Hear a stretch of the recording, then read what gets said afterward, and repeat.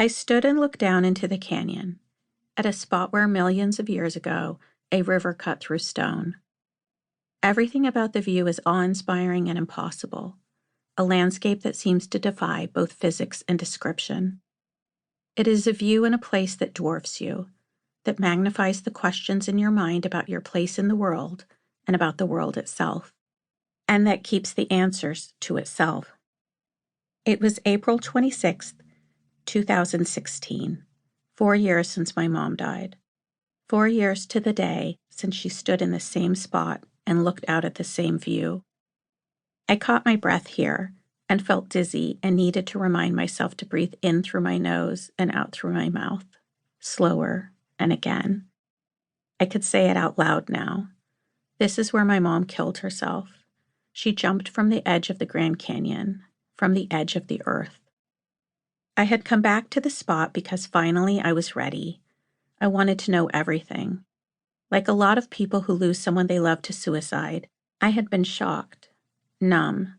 Now I wanted to understand how this could have happened and what I could have done differently, what we all might have done differently to help her. What could have caused this? Was there a tipping point?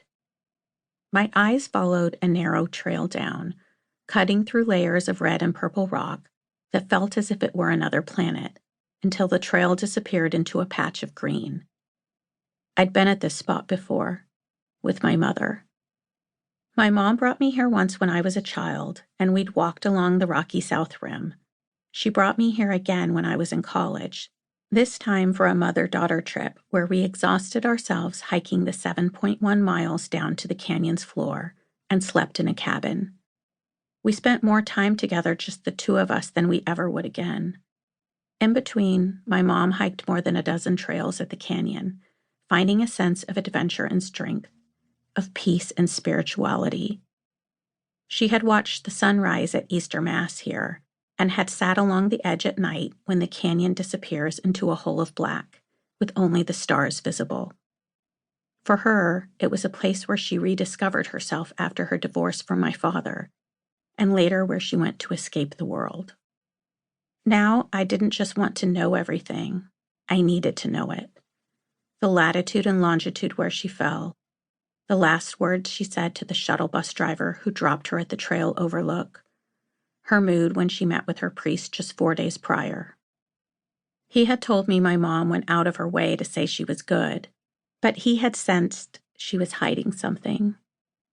I had tracked all of this down to try to piece it together, my mother's life. I read over the last letter she had mailed to my children. I looked for clues inside that little card with a cartoon penguin drawn on the front.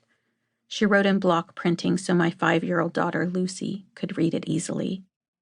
My mom wrote of riding the light rail to a Diamondbacks baseball game in Phoenix, of planting a cactus garden, of looking forward to summer in the already hot days of spring in the desert. I also read and reread her last words, written in cursive in the tiniest composition book which she had left in her Jeep, as well as the last text she typed, in which she both celebrated life and apologized for it. Life. My life has been such a gift. I'm so very sorry to disappoint all of you. In my heart, I know this is not right, but it's all I can do. Please pray for my soul. I zoomed in on the photo she took with her iPhone from the ledge, the photo looking out to the sunrise that lit the canyon on that morning.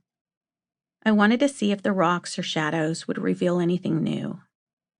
I replayed our last conversation in my mind, and each one before that, and before that, all of them I could remember. None of them seemed to have given any hints of what was to come. I last heard her voice on Easter, which on that year was also my birthday, talking about my children and chocolate bunnies, the irises blooming in our neighbor's yard, and when she might be able to visit. The conversation ended like thousands before it. I said, "I love you, Mom," and she said, "Love you, kiddo." I wanted to know every fact, every detail, to see everything she saw, because I didn't have the one thing I wanted, the why. Now I wondered why we didn't see it coming somehow, why we didn't do more when it all seemed so clear.